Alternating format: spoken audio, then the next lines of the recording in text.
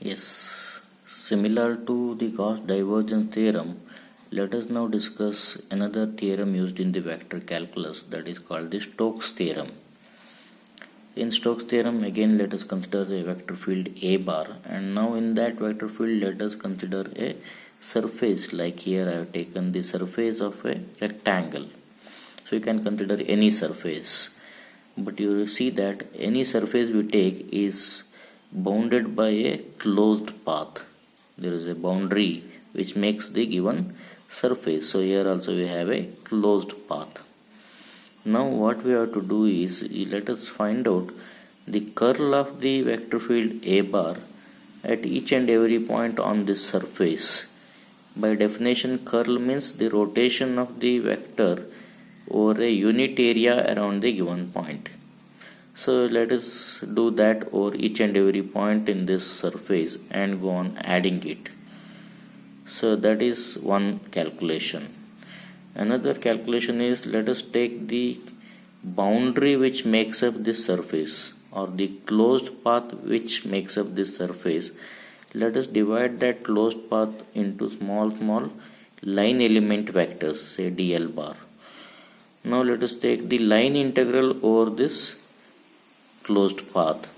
That is, you have to take a bar dot dl bar over one line element vector. Similarly, over another line element vector, again do the same thing and go on adding it over whole path. That means we get a closed line integral for this.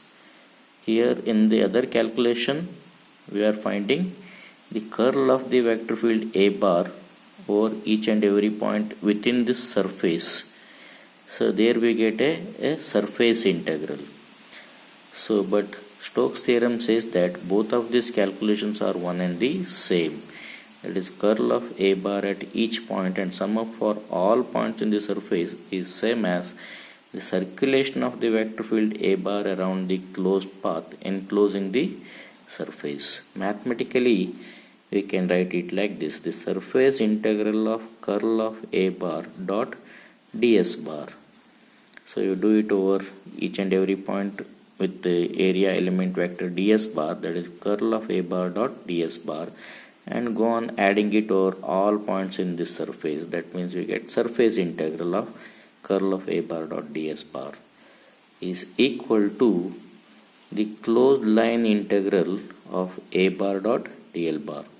Over this closed paths, we are doing the line integral by dividing this closed path into small line element vector dl bar. So by doing this calculation, we get one and the same result here. So that is the meaning of the Stokes theorem. Similar to Gauss divergence theorem, Stokes theorem helps us to convert an integral from a double integral to a single integral. So here surface integral is a double integral, whereas a line integral is a single integral. Again, we have to remember here that for the lower order integral, that is the single integral or the line integral, it will be a closed one. So here this again will be very helpful for us in the vector calculus and in the discussion of the Maxwell's equations. So let us summarize the two theorems we studied. One is the Gauss divergence theorem, which helps us in converting from volume integral of the divergence of the vector A bar to a closed surface integral of A bar. So that is from a triple integral to a double integral, and double integral here is a closed one. The second theorem we discussed is Stokes theorem, which helps us to convert from surface integral of the curl of the vector field A bar to a closed line integral of A bar. That is, it helps us to convert from double integral to a single integral, and this single integral is a closed one. So you have to remember these two very important theorems while deriving the Maxwell's equations.